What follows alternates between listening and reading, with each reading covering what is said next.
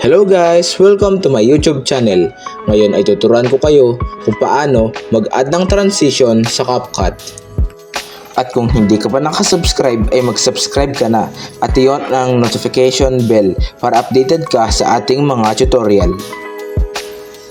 Open nga lang natin ng CapCut. At kapag na-open na ay hanapin natin ang Create. Nasa may bandang ibaba. Pindutin natin ang Create. At kapag napindot mo na, ay pipili lang tayo dito ng mga pictures. At kapag nakapili na, ay pindutin lang ang add sa ibaba.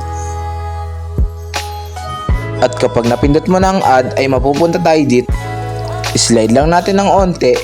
At kung makikita nyo, may dalawang guhit sa gitna. Yan guys, pindutin nga lang natin ito. Kapag napindot mo na ay may mga lalabas na choices dito.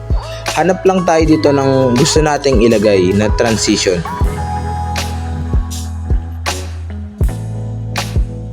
At pwede rin nating i-edit kung gaano mo gusto katagal ang transition nito. At kung okay na ay pindutin lang natin ang check. At ganun din ang gagawin natin sa kabila.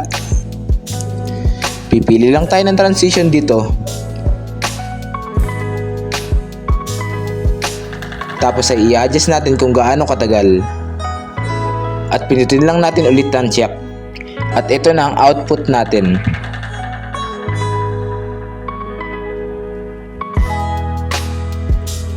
At ayun lang guys, ganoon lang naman kadali mag-add ng transition sa CapCut.